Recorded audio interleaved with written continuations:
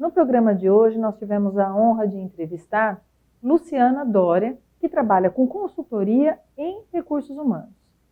Por nós estarmos nesse momento de pandemia, a nossa preocupação é como essas áreas também vão trabalhar dentro do seu foco empresarial e dentro da própria consultoria. Várias dicas importantes, onde a gente começa a entender como nós devemos sair de um círculo vicioso para um círculo virtuoso, trazendo para a gente uma nova luz em tempos pós-pandemia. Então, vamos ficar de olho.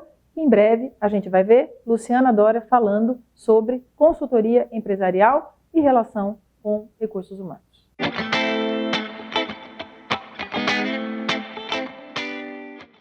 Estamos aqui com mais um Roberta Lara Apresenta. Mais uma vez, nós estamos no momento, ainda da pandemia, do coronavírus, por isso estamos num distanciamento, de acordo com as considerações da OMS, mais pertinho aqui da Luciana, a consultora em recursos humanos. Então, só para que vocês saibam, nós não estamos usando máscara, porque a gente tem esse distanciamento, está segura com isso. A nossa equipe nos bastidores estão usando suas máscaras de acordo com as recomendações. E vamos falar de uma coisa interessante que é bem-estar. Quando o nome da Luciana veio na nossa cabeça para essa entrevista de hoje, a gente pensou em bem-estar, que é a característica do nosso programa. Então nós vamos trazer bem-estar mesmo em época de coronavírus, porque nós acreditamos e temos fé que tudo isso vai passar. Então, Lu, muito obrigada por estar aqui. E a gente gostaria que você contasse um pouquinho da sua história. Como é que você entrou nesse contexto de consultora de recursos humanos? Eu que agradeço o convite, Roberto, é um prazer estar aqui com você. Na verdade, a minha formação é em odontologia e descobri rapidamente que não era a minha grande paixão. Como eu, desde os 16 anos, estava em sala dando aula de inglês. Quando eu voltei de um intercâmbio no Canadá, eu queria trabalhar com 16 anos e comecei em sala. E sempre foi muito apaixonante trabalhar com as pessoas em sala. Eu fui para São Paulo, tive consultório durante 2 anos e pouco. E aí um dia resolvi que ia romper com a odontologia e fui realizar um sonho de criança, que era ser comissária de bordo. Fui para a Varig nos áureos tempos da aviação. Trabalhei durante 2 anos voando, mas faltava alguma coisa. Aí participei de uma seleção interna para o Centro de Treinamento de Comissários. E aí começou a minha história em treinamento, dando formação para os comissários de bordo. Já foi lá então? Você já aproveitou esse contexto. Sim. E aí já começou? Em 90 isso, né?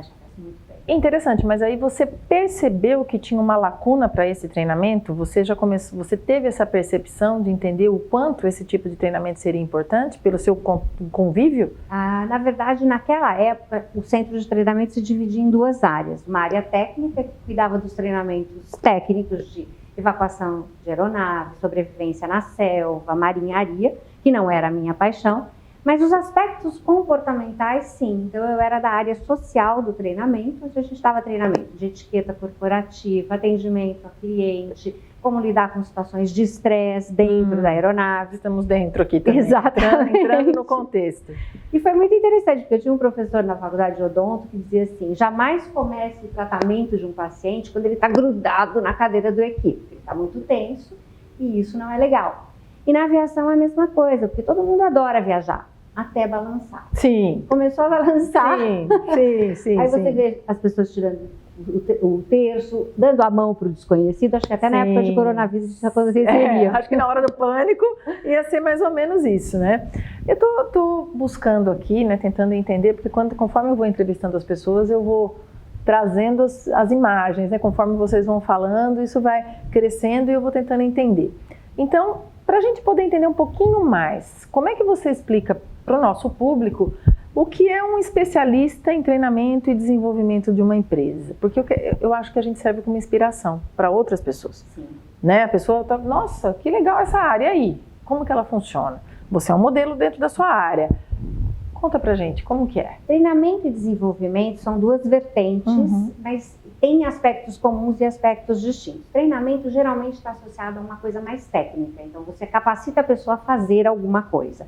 O desenvolvimento mexe mais com competências, então ele é um pouco mais profundo. Eu iniciei em treinamento, embora fosse uma área comportamental, ele era técnico, E depois eu migrei dentro da própria Varig para a área de recursos humanos, dando treinamento naquela época, em 90, falar de missão, valores e visão era algo super inovador, né? Quase que surreal, Exato. né? Era muito bacana. Não se entendia, talvez, era direito. Era super novo. Né? E foi legal porque a minha gestora conseguiu enxergar que eu tinha essa habilidade de lidar com as pessoas, e aí eu passei para o desenvolvimento já de gestores dentro da empresa e em todas as áreas. E a partir dali foi um pulo para eu montar a consultoria. Meu primeiro cliente foi o Banco Nacional em treinamento de negociação, que era um tema novo, eu era multiplicadora desse programa. E aí, à medida que eles iam se apresentando nesses programas, que eram programas longos, de 5 dias, eu fazia uma dinâmica e eu pedia para as pessoas dizerem uma característica de personalidade que ajudava a atingir as metas e uma que eventualmente dificultasse. E a campeã de audiência passou a ser ansiedade. Ali eu vi um gap de competência comportamental ligada a desenvolvimento, não mais a treinamento, que podia ser suprido com algum programa que a gente desenhasse. Nossa, isso é muito legal. Então, por exemplo, né, quando você é contratada por uma empresa, ou até quando você, por exemplo, faz o anúncio do seu trabalho para diferentes empresas, o seu treinamento, ou o lado inicial do seu trabalho, ele muda conforme a área da empresa? Ele muda conforme a necessidade que me passam, independentemente da área. Então, geralmente, a equipe de RH me chama já com um pré-diagnóstico e diz, olha, nós precisamos trabalhar as competências. Trabalho em equipe, concentração, equilíbrio emocional, foco num objetivo comum. Eles me dão já alguma demanda que foi diagnosticada internamente. Aí eu olho para a gama de programas que a gente tem, tanto de treinamento e desenvolvimento, e a gente vê qual é o melhor programa para atender aquele gap daquela competência que eles pediram. Então, esse diagnóstico ele já sai do próprio recursos humanos dessa empresa? Normalmente, sim. A gente até pode participar de um diagnóstico mais profundo, quando é algo bastante relevante. Eles pedem para a gente fazer algumas entrevistas com o público-alvo do evento, seja ele de treinamento ou de desenvolvimento, muito mais quando é de desenvolvimento. E aí a gente pode detectar alguma coisa a mais que passou despercebida por eles. Mas normalmente o diagnóstico vem da equipe de RH interna. E uma coisa importante, né? A gente está falando de pandemia, desse momento. A gente teve até a oportunidade de conversar um pouquinho antes da entrevista, que eu acho que isso é bom, aproxima bastante as ideias, né? Como é que você está vendo esse processo de mudanças, né? Porque na verdade a gente estava caminhando e de repente o tapete enrolou e a gente caiu, né? A gente foi engolido pela situação, a gente via o que estava acontecendo, mas nós brasileiros temos uma tendência de falar assim, ainda está lá longe, né? Como é que você imagina que as empresas devem estar pensando nesse momento? Acho que, como você mesma disse, é algo inédito, né? Embora era previsível que fosse chegar, as pessoas ainda acreditam que Deus é brasileiro, que o calor é intenso e que tudo vai se resolver da forma mais simplista, o que não acontece, obviamente. E eu acredito assim, num primeiro momento, as pessoas ficaram um pouco perdidas, porque colocar uma empresa de 20 mil funcionários, uma matriz inteira em home office, do dia para a noite, então são muitos aspectos que têm que ser considerados, né? Prover os equipamentos, ter tecnologia para isso, preparar os gestores para lidar com as pessoas que estavam todo dia ao seu redor, à distância. Então, neste primeiro momento, eu acho que as empresas estão ainda um pouco perdidas em entender qual vai ser o cenário. Na nossa leitura, ontem até eu conversava com 2 consultoras bem legais, ex-diretoras de RH de grandes empresas, e a gente acredita que passados esses meses de distanciamento social, de afastamento social, enfim, as empresas vão estar com uma nova cara. Essa nova cara vai ter que fazer uma nova significação de valores, de crenças. Eu acho que vão ter muitas demandas de trabalhos de team building, de construção de times, para que as pessoas voltem a se aproximar e, mais do que tudo, que elas possam fazer uma nova significação para a questão de crenças, de valores, como é que elas querem trabalhar daqui para frente, o que elas efetivamente acreditam como valores. Eu vejo muito assim, as empresas trabalham nessa questão de visão, valores e missão, e você é contratado para essa empresa, olha para aqueles valores, se identifica, mas Às vezes eles estão num banner. Eu acredito que daqui para frente não vão mais ser só valores num banner, serão valores efetivamente construídos pelo time. Aproveitando, né, todo o seu lado super especialista nessa questão de consultoria em recursos humanos, nós estamos num momento de estresse, num momento de ansiedade. Hoje até eu recebi uma coisa muito interessante, que era como se comportar em situações de pandemia. Nunca imaginei na vida que eu fosse ter que ler uma coisa sobre isso, né? Acho que isso é uma coisa que nenhum de nós esperávamos, né? E você que tem toda essa bagagem maravilhosa nisso, Luciana, falando em ansiedade, você já tem alguma coisa, algum trabalho, algum treinamento, ou até um case de sucesso que você possa contar pra gente de como agir na situação de ansiedade? Roberta, como eu comentei com você, né, naqueles programas de negociação, as pessoas diziam que a ansiedade fazia com que eles não fizessem bons negócios, porque tirava o foco, enfim, e às vezes eles fechavam negócios que não eram rentáveis por conta de não administrar sua ansiedade. Naquela época, isso já há muitos anos, final dos anos 90, eu tenho um irmão que sempre foi gestor da área comercial e praticante de karatê. Conversando com ele, eu disse, olha, cara, eu entendo que alguém que está extremamente ansioso, que está comendo demais, que está com sobrepeso, que eventualmente consome álcool em demasia, tabagismo andando solto, não fazendo atividade física, é óbvio que esse cara não está saudável. E alguém que não está saudável não pode produzir bons resultados na empresa. E a gente desenhou um programa que chama-se Programa Impacto, que usa a ferramenta do karatê para trabalhar duas grandes emoções que nos tiram do eixo, a raiva e a ansiedade. Além de competências de trabalho em equipe, foco num objetivo comum, enfim, uma série de outras competências. E é um programa que a gente já fez dentro e fora do Brasil, para, sei lá, 10 mil, 20 mil executivos, eu já perdi a conta. E eu acredito que esse é um programa que vai ter bastante demanda no retorno, porque efetivamente as pessoas estão super ansiosas, né? Sim. Estão ansiosas dentro de casa, porque estão convivendo demais umas com as outras que não estavam Não há dúvida, sim. Estão ansiosas assim, quando vou pegar ou não essa doença, como ela vai se manifestar, como ela vai se desenvolver, vou perder pessoas, não vou. Então, esse nível de, vou ter emprego ao retornar? Vou me tratar aonde, né? A carga de ansiedade está altíssima, que a ansiedade, por definição, no compêndio de psiquiatria, exatamente é isso. É você saber que vai vir algo, mas você não sabe quando vem, como te afeta, em que intensidade, que resultados vai causar. Diferentemente do medo, né? Que a gente tem medo de barata, medo de ser assaltado, que é algo concreto e palpável. A ansiedade agora está disparada. E agora vai estar generalizada nas empresas. Então, acredito que esse vai ser um programa que vai ter muito mais demanda depois do retorno ao novo normal. Eu assim, presumo, né? Também por algumas atividades que lido e vejo no teu trabalho uma coisa interessante, porque eu acho que o teu trabalho já precisa começar agora. Deveria começar agora online nos gestores. Porque os gestores têm a preocupação muito grande, porque eu acho que está existindo uma preocupação que é única, mas existe a questão econômica e existe o maior bem, que é a vida. E todos nós preocupados com isso, porque precisamos entender que precisamos prevenir a vida e manter a vida e cuidar dos nossos, né? E quando a gente fala nos nossos, se estende, claro. Porque o gestor está lidando com várias famílias, com vários funcionários, então a responsabilidade é enorme e a insônia bate. Então eu entendo que o teu trabalho ele deva ser muito importante agora também, né? Preparando os gestores, seja pequeno porte, médio porte ou grande porte, em como lidar com essas situações, porque não é fácil você estar diante de uma situação onde você tenha que demitir uma pessoa, né? Ou que você tenha que tomar uma decisão forte, ou que você tenha que negociar uma redução salarial e que você sabe que aquilo é o benefício para que você mantenha a sua equipe, o time que você disse também. E é uma reconstrução, de fato, né? Porque eu entendo também que nós teremos mais próximos aqueles que forem mais flexíveis a esses processos adaptativos.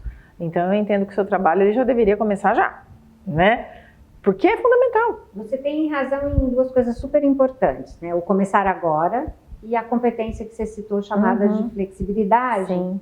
Eu costumo dizer assim, recursos humanos reinventa as palavras, mas as nossas avós diziam assim, frente a uma situação difícil, levanta, sacode a poeira e dá a volta por cima. Exatamente. Essa capacidade, Os velhos não ditados. é? Uhum. É muito legal porque assim, o tempo que você leva para levantar, sacudir a poeira e dar a volta por cima é o que hoje se nomeia como resiliência Uhum. ou capacidade de resistência à frustração. São competências que têm um valor muito significativo no mercado de trabalho. Então, assim, as empresas estão começando a conversar, a gente está começando a bater papo para ver o que a gente pode fazer, virtualmente, óbvio, né? Não dá para fazer nada presencialmente, eu não posso colocar os gestores em sala e trabalhar com eles como a gente gosta de fazer, mas para mostrar para eles, assim, qual é o seu nível de resiliência, como é que está a sua capacidade de resistência à frustração e prepará-los até emocionalmente para esse momento que você falou que vem, e vem em breve, já 2, 3 meses, vai vir o retorno, a demissão, um novo quadro com novas crenças. E aí sim, reconstruir esses times junto com eles, provavelmente aí sim presencialmente, até porque eles vão estar muito carentes disso. Muito, porque o dia a dia mudou, a gente já está, né? Exatamente, a gente já está. Então eu entendo que seja um trabalho assim muito, muito importante. E tem mais um aspecto que eu acho que é importante a gente colocar. Eu senti isso em algumas fases da minha vida, quando o nível de ansiedade... Não, nenhuma foi igual a esse, claro, né? Mas a gente também está trabalhando isso, né, porque nós somos formadores de opinião dentro das nossas áreas, né? Principalmente na saúde. Então, gente, vamos tocar, né? Vamos acreditar, nós estamos aqui para ajudar, enfim. Mas a ansiedade, né? O que ela traz para a gente, porque ela muda a nossa personalidade até. E a ansiedade, ela faz uma coisa que é muito triste. Ela deixa a gente com atos falhos e eu já senti isso, que é um dom que eu preservo muito, que é a criatividade. A ansiedade vai lá e pega no pescoço da criatividade. Aí você fica, você não sai, né, você não tem estanque, você não consegue ir para frente. Então eu acho que o teu trabalho também deve ser muito interessante nisso, porque alguém precisa continuar. Opa, vamos para vir a ideia, né? Eu acho que é importante as pessoas entenderem que a ansiedade todos temos e que ela, até um certo nível, é saudável. O Daniel Goleman, que escreveu Inteligência Emocional, no capítulo de ansiedade, ele fala alguma coisa de uma forma super simples e de fácil entendimento. Ele diz assim, a ansiedade saudável, a ansiedade positiva, tem como fonte algo chamado preocupação. É a pré-ocupação com algo que está por vir e quais soluções eu vou trazer. Que é exatamente o que a gente está conversando. Sim. Os gestores estarão assim. O que é que eu vou ocupar minha mente agora, de forma para soluções para algo que está por vir. Isso é legal, isso é saudável, a gente tem que manter, né? Se eu vou sair à noite, eu preocupo a minha mente com cuidados de segurança para não sofrer assalto nas grandes metrópoles, etc. O grande problema é entender o limiar que divide a preocupação com a perturbação mental. Quando ela vira perturbação, aí ela paralisa, aí eventualmente ela castra a nossa criatividade em grau elevado, que não é o seu caso, mas em muita gente gera esquecimentos. Gerando até lacunas de memória, pânico, se não for dominado. Sim. Quando o Daniel Goleman trata a questão da ansiedade, ele diz pra gente aquela história, perturbação não ok, preocupação saudável bacana. Quando você está perturbado emocionalmente, você entra num ciclo vicioso e não virtuoso de e se isso acontecer comigo? E se chover? E se o corona me pegar? E se eu ficar doente? E se alguém falecer na minha família? E isso vai te deixando completamente fora de foco, você não consegue, chega a ser paralisante, pode até desenvolver doenças piores, como síndrome do pânico, etc. Quando você está preocupado, você lista as coisas, as ações que você vai fazer para resolver aquela questão. Então ele diz que uma ferramenta super simples é você ter um bloco de anotação. Acordou de noite, começou, e se, e aquela ansiedade começa a te tomar, muda a frase e diz assim, em isso acontecendo eu farei. Olha essa dica, Luciana, vamos voltar a essa dica, porque essa dica é super importante, porque assim, convivendo com as pessoas nos atendimentos ou online, né, que a gente está usando tanta tecnologia a favor e não contra, né, é muito importante a gente bater nessa tecla que você está dizendo. Ter o bloquinho, tá perdendo o sono com isso, vai lá e se acontecer eu vou fazer tal. Exatamente. É isso. E isso acontecendo, tomarei tal atitude. E não, e se. Quando você percebe que você está no e se, aquilo te domina e você fica cego. Muito importante para as pessoas isso, Luciana, Isso porque gera bem-estar, né?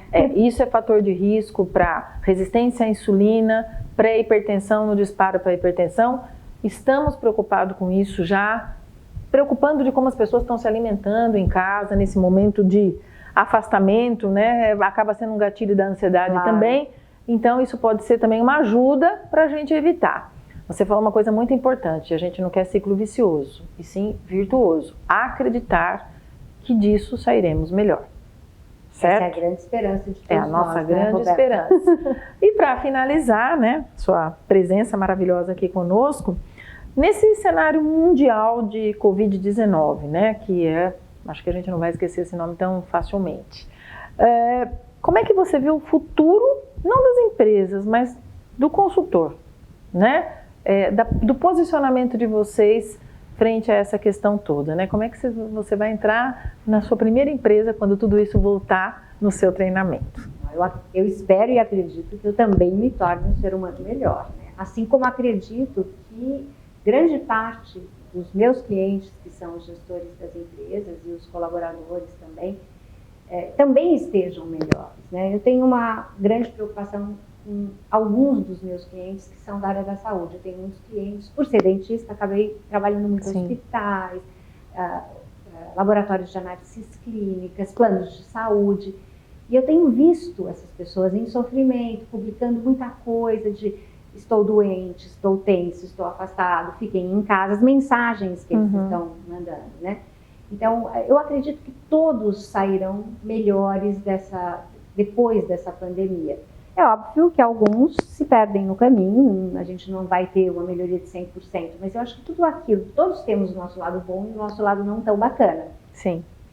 Eu espero que com esse sofrimento a gente aprenda com a dor, não vai ser no amor, vai ser na dor, mas que a gente possa usar isso para nos tornarmos seres humanos melhores, né? Menos egoístas, mais altruístas, mais colaborativos, menos competitivos desenfreadamente. Eu acredito que as empresas estarão assim.